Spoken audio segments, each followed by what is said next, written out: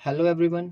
ये video based है calendar topic पर और कैलेंडर टॉपिक के कुछ क्वेश्चंस को कुछ कॉन्सेप्ट को हम इस वीडियो में सीखेंगे। काफ़ी इंपॉर्टेंट चैप्टर है ये रीजनिंग का। हर एग्ज़ाम में एटलीस्ट वन क्वेश्चन तो कैलेंडर से आता ही आता है।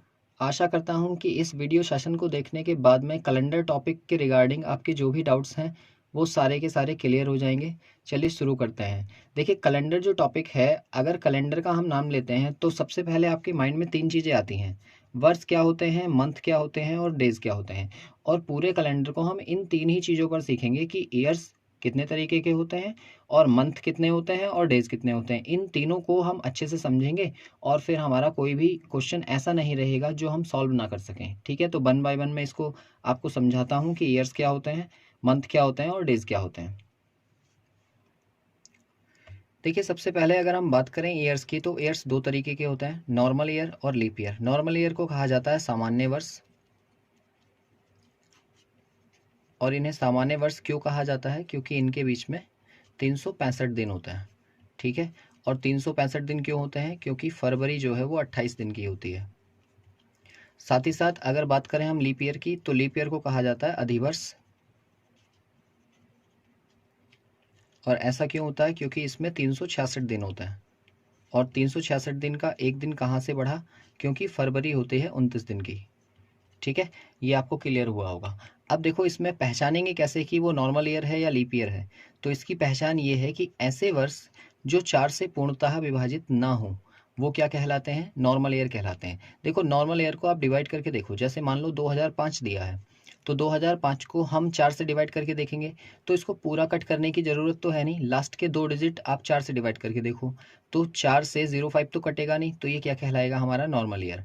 ऐसे ही देखो, जैसे 2007 दिया हुआ है, तो 2007 में लास्ट के 2 डिजिट को काट के देखो, नहीं कट रहा है तो ये नॉर्मल ईयर है। जैसे बात करें हम 1917 की, तो यहाँ पर देखो लास्ट के 2 डिजिट 17 4 से नहीं कटता ना, तो ये क्या होगा? नॉर्मल ईयर होगा।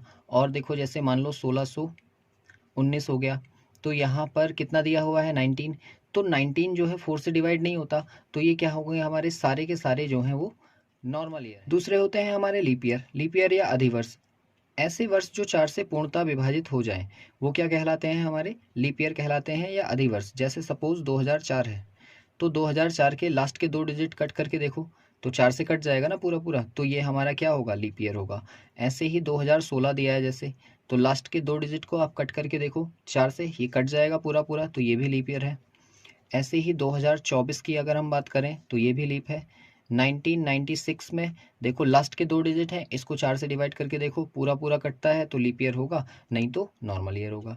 ठीक है, तो यहाँ से हम ये पता कर सकते हैं कि जितने भी वर्ष हमारे दिए हुए हैं उनको 4 से डिवाइड करके देखो। अगर वो 4 से पूरा पूरा डिवाइड हो जाता है, कोई भी वर्ष जो कि नॉर्मल है उसको हम डिवाइड करके देख रहे हैं किससे? 4 से। अगर वो पूरा पूरा डिवाइड हो जाता है तो वो एक लीप ईयर कहलाएगा, और अगर वो पूरा पूरा डिवाइड नहीं होता है तो वो एक नॉर्मल ईयर कहलाएगा। इसके बाद अगर हम बात करें कि सेंचुरी ईयर कौन से होते हैं, तो सेंचुरी मतलब 100 साल पूरे होने के बाद। तो कहा जाता है कि ऐसे वर्ष जो 100 से पूर्णतः विभाजित हों वो क्या कहलाएंगे? सेंचुरी ईयर कहलाएंगे। जैसे सपोज हम कहें 100 हो गया, 200 जब 200 साल कंप्लीट हो जाएंगे, ऐसे ही 300 साल कंप्लीट होने पर, 400 साल कंप्लीट होने पर, ऐसे ही मैं कह सकता हूँ कि 1600 जो है वो भी लास्ट में 2 डिजिट है।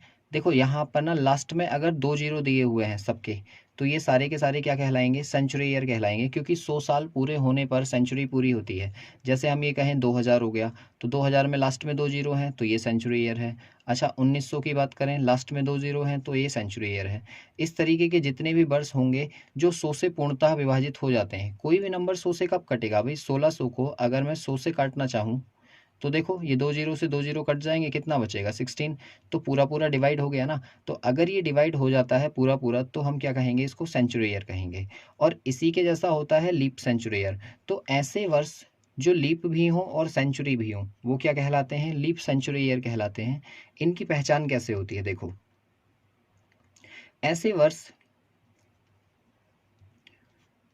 जो 400 से कम्प्लीटली डिवाइड हों वो सारे के सारे क्या कहलाते हैं? लीप सेंचुरी ईयर कहलाते हैं। एग्जाम्पल के लिए जैसे हम बात करें 1600 की, तो 1600 को अगर मैं 400 से भाग करूं तो ये कितनी बार कट जाएगा, 4 बार कट जाएगा पूरा पूरा। तो अगर ये पूरा पूरा डिवाइड होता है तो ये लीप सेंचुरी ईयर कहलाएगा, नहीं तो नहीं होगा। जैसे सपोज बात करें हम 1900 की, तो 1900 को अगर मैं 400 से भाग करूंगा तो ये पूरा पूरा नहीं कटेगा। अगर नहीं कटेगा तो ये जो है एक लीप ईयर नहीं होगा।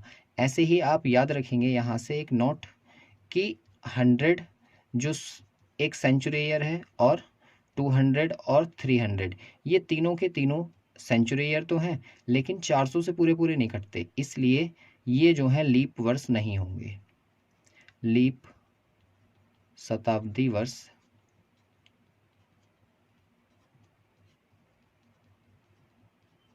नहीं होंगे। तो आपको ओवरऑल ये याद रखना है कि ऐसे वर्ष जिन्हें हम 4 से डिवाइड करते हैं वो हमारे नॉर्मल ईयर होंगे, और वो पूरा पूरा कटते हैं तो वो लीप ईयर कहलाएंगे। और ऐसे वर्ष जिन्हें हम 400 से डिवाइड करते हैं वो पूरा पूरा कटते हैं तो वो हमारे लीप सेंचुरी ईयर कहलाएंगे।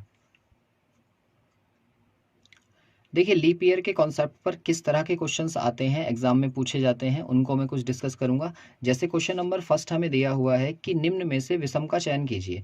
तो जब आप विषम का चयन करेंगे ना, तो यहाँ पर देखिए, यहाँ पर लास्ट डिजिट कितना दिया हुआ है 20, और ये एक नॉर्मल ईयर है, तो इसको हम डिवाइड करके देखेंगे किससे, 4 से। अगर 4 से कटेगा तो ये पूरा पूरा क्या होगा, लीप ईयर होगा, क्योंकि ये 20 कट जाएगा। ऐसे ही 48 दिया है, ये भी एक नॉर्मल ईयर है, तो इसको हम डिवाइड करके देखेंगे 4 से, तो 4 से ये भी कट जाएगा, ये भी लीप है। ये जो दिया हुआ है ये एक सेंचुरी ईयर है, तो इसको हम 4 से डिवाइड नहीं करेंगे, इसको हम डिवाइड करेंगे 400 से, ठीक है, और 400 से ये कट जाएगा तो ये भी लीप ईयर है। और अगर बात करें 2004 की, तो ये भी हम किससे डिवाइड करेंगे, 4 से, और ये भी कट जाएगा। तो ये चारों के चारों लीप तो हैं, लेकिन डिफरेंस क्या है, देखो ये तीनों जो हैं ये नॉर्मल ईयर है, और ये जो है ये सेंचुरी लीप ईयर है।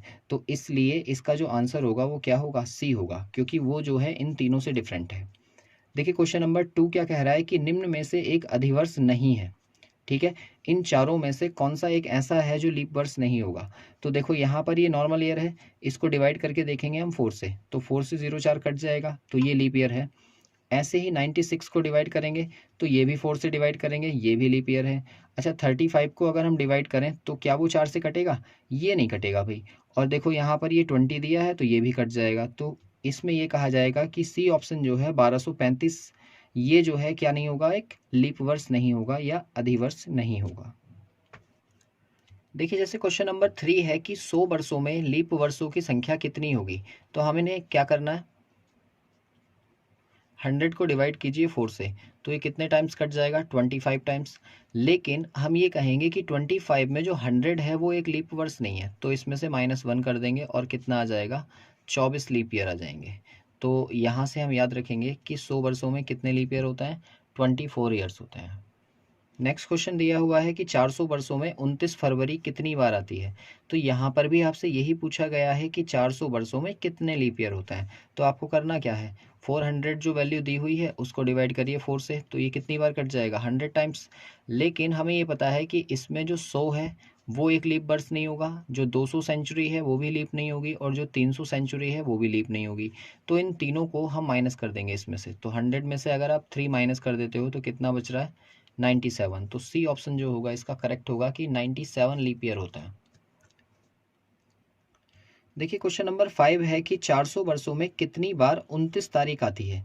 अब यहाँ पर 29 फरवरी की बात नहीं कर रहा है, वो 29 तारीख की बात कर रहा है कि कितनी बार 29 तारीख आती है ये बताइए। तो आप एक बात सोचो, हमारे पास कोई भी ईयर होता है तो उसके अंदर कितने मंथ होते हैं भाई, 12 मंथ। और 12 मंथ में से जो 29 तारीख आती है वो कौन सा एक मंथ ऐसा है जिसकी वजह से डिस्टर्ब होती है, तो हम कहेंगे फरवरी का।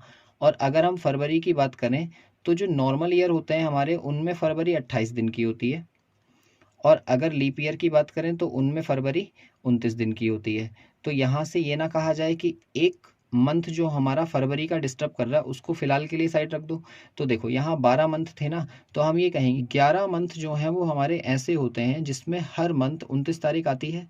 तो हम ये कहेंगे कि भाई मल्टीप्लाई कर लो 400 से, क्योंकि हमारे पास कितने साल हैं, 400 साल। तो ये हो जाएगा आपका 4400, मतलब 4400 बार तो आएगी जो 11 मंथ हमारे होते हैं एक फरवरी के मंथ को छोड़कर। और अगर हम बात करें फरवरी मंथ की, तो फरवरी मंथ जो जितने भी लीप ईयर होते हैं उन सारे लीप ईयर में 29 दिन की होती है। तो हम ये कहेंगे कि अगर 400 साल की बात हो रही है तो 400 साल में, अभी लास्ट क्वेश्चन में हमने निकाला था कि 97 टाइम्स आता है, ठीक है, 97 लीप ईयर होते हैं। तो हम ये कहेंगे टोटल हमारे पास कितने हो गए, 4400 वो और प्लस 97 वो, मतलब 4497 टाइम्स जो है वो क्या आएगी हमारी 29 तारीख। तो सी ऑप्शन जो होगा वो इसका करेक्ट होगा।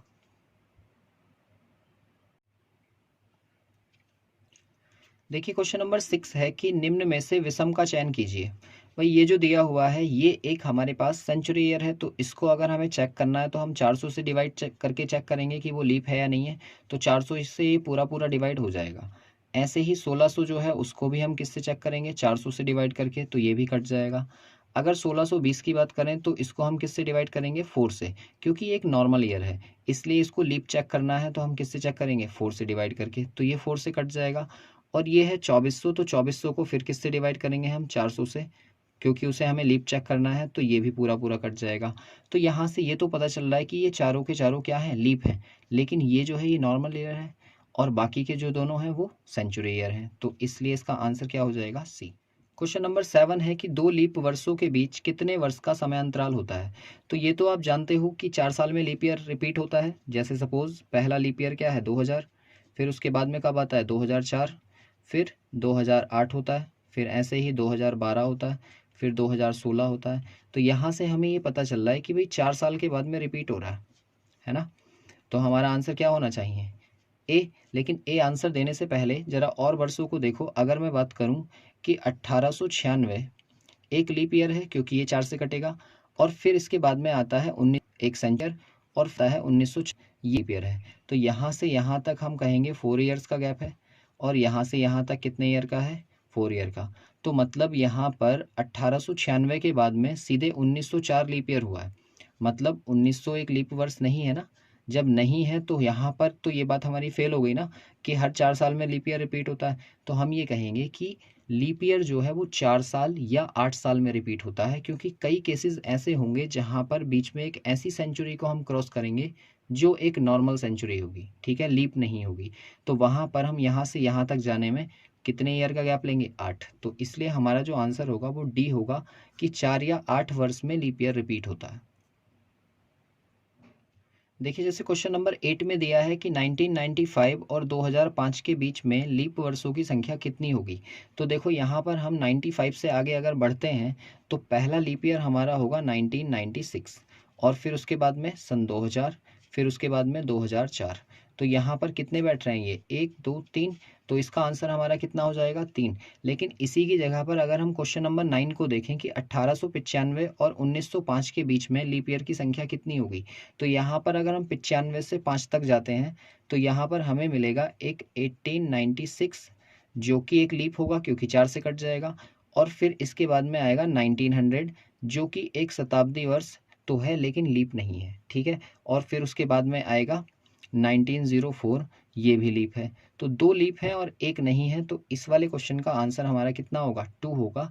जबकि अगर हम बात करें कि 1895 से 1905 के बीच में 10 ईयर्स का गैप हो रहा है, और ऊपर भी अगर हम बात करें 95 और 2005 के बीच में, तो यहाँ पर भी 10 ईयर का गैप हो रहा है। ऐसा क्यों हुआ, क्योंकि जैसा मैंने आपको लास्ट क्वेश्चन में समझाया है कि कई बार लीप ईयर 4 वर्षों में रिपीट होता है और कई बार 8 वर्षों में होता है। इसलिए यहाँ पर बीच में हमारी जो सेंचुरी आ रही है वो 1900 आ रही है, इसलिए क्योंकि वो एक लीप नहीं है इसलिए इसको हम काउंट नहीं करेंगे, हमारा आंसर 2 आ जाएगा। देखिए जैसे क्वेश्चन नंबर 10 दिया हुआ है कि चौथी शताब्दी में अधिवर्षों की संख्या कितनी होगी। तो चौथी शताब्दी का मतलब क्या है कि जो 300 साल कंप्लीट हो जाएंगे उसके बाद में 400 साल तक के जो 100 वर्ष आ रहे हैं हमारे, ये जो 100 ईयर्स आ रहे हैं इनकी बात हो रही है। तो ये 100 ईयर्स कैसे करेंगे हम, देखो भाई अगर 300 साल की बात करें तो 300 साल में लीप ईयर कितने होते हैं, 300 साल में लीप कितने होंगे भाई।